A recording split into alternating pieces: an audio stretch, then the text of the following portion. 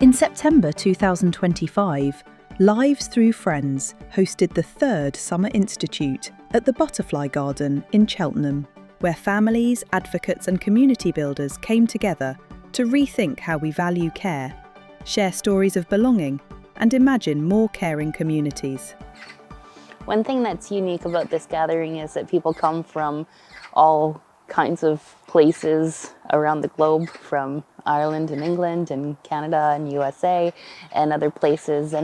And while the context that we come from is different, the values that we all share seem to be the same. We care about people, and we care about people having the freedom to be themselves and share their gifts and being involved in community.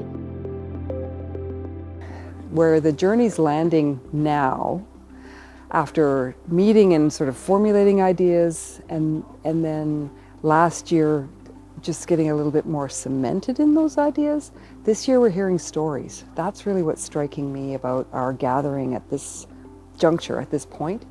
People have been putting some of those ideas into practice. There have been people who've gone away with a high commitment to make change in certain ways in the way that they do things in their day-to-day work lives, or even the larger picture about how, what they're aiming for in terms of the work that they're doing. And the stories that we're starting to hear back are inspiring and exciting, actually.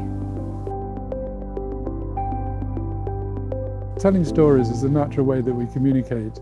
We remember the stories. People remember. The only other thing that they find that can really influence people is resonance. If something resonates with them, and if they find something in the story that resonates with their own experience, it's a very powerful move, and it gives them the confidence to actually start spreading the story even further. People who've been living and very dependent upon services and feel like they haven't been heard up to this point, when you can share a story and be very present and listen to their stories, it provides hope. It provides a sense of possibility.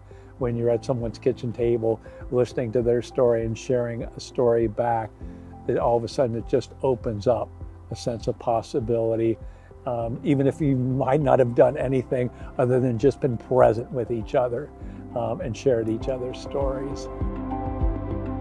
Who's here these last few days are talking about the same things, and everything makes so much sense. It's just been a lovely space to meet some great people who are sharing stories and helping you to refocus on what's really important. And that's what I've really enjoyed about the 2 days. It's just brought everything back to basics. And I've learned a lot, and there's a lot I'm going to take back, and I feel motivated and I feel energized. And I hope to, I suppose we're all agents for change. We recognize that there are things that we're doing well, but there's lots of challenges within the system. And we've talked a lot about the system, but also acknowledging that we're part of the system too. We know that the system that we're operating within, in terms of the way in which not just services for people with learning disabilities and autism operate, but the whole of the social services system, basically it's broken, and it's broken because it's based on an ideology that was implemented in the 1980s and 90s, which basically said that the market was the solution to everything.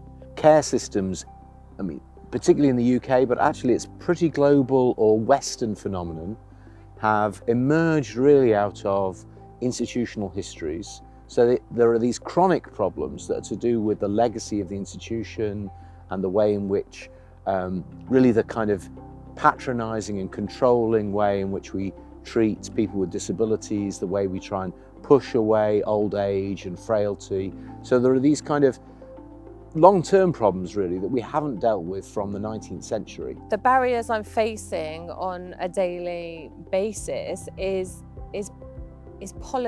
fighting through their own policies that I find are restrictive to the outcome that we want. And I feel that I shouldn't be spending my energy fighting a system that is supposed to be there to support and telling them, how to do their job better, or that they're even breaking the Care Act law or the human rights law. I shouldn't have to be an expert in those things against the people that are supposed to be coming into our life to support us. We need to remember that care is something we all need. We all need it in our lives, and we all need to take care of ourselves, other people, and the planet. So we really need to rethink the word care. It's not a product that can be purchased. It's a really basic human good that we need to nurture.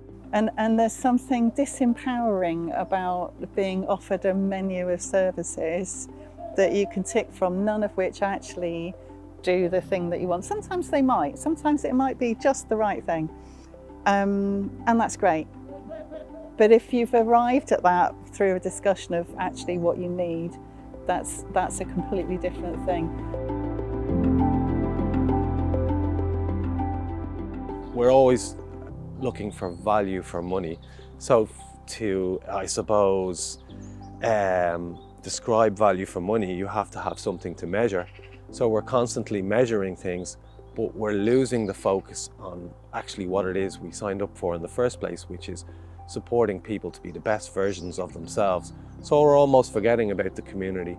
It's really easy to blame other people or to blame this nameless thing when we're all part of that nameless thing. So Tim is part of that nameless system. And what am I going to do? What personal responsibility am I going to take to make my part of it different? We all are part of the system, no matter if you are inside the system with it directly way or you are outside. The system is not a negative, it hasn't a negative meaning.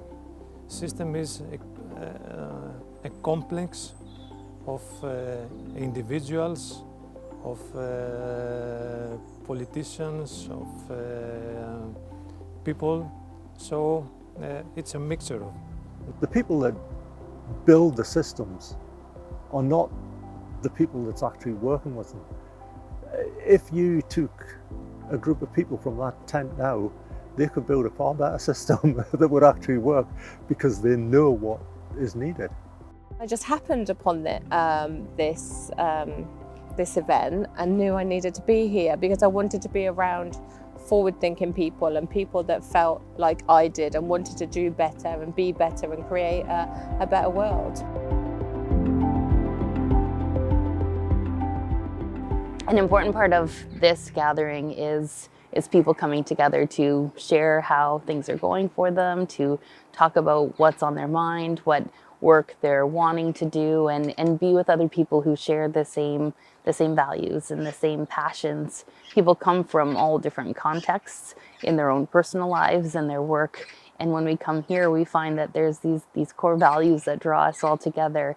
So it's coming home to a safe landing space to friends and relationships. And we want for our communities the same thing that we want for ourselves, to feel a sense of belonging, to be able to be ourselves and share our gifts in a meaningful way, to give and to receive back. And with so many things going on in the world right now, stepping out, coming to a space like the Butterfly Garden, surrounded by the nature and the birds and people doing their thing, it's just a really nice space to be able to do that. The real thing is we all need each other, and it's coming together and just reinforcing and refreshing ourselves by being in the company of people that actually are trying to address these issues. I think the frustration is that we're really very frustrated because it feels like the political system doesn't want to hear. It's even hard to implement our solution-based advocacy or relationship-based advocacy when it's hard to build relationships with the politicians or with the civil servants, just because there's just so much going on. We are really mindful about the political stance in different counties are different ways, and we will have to be. I think we're going to come from hope and kindness, and it doesn't matter what you think. So we're going to come together because everyone has care and responsibilities on a common theme, and there's going to be hope and kindness, and that's it. And that's quite hard to say no to, So I hope that's what we're going to do. And that might be naive, but I think it's hopeful, and we'll worry about what happens as it happens, I think.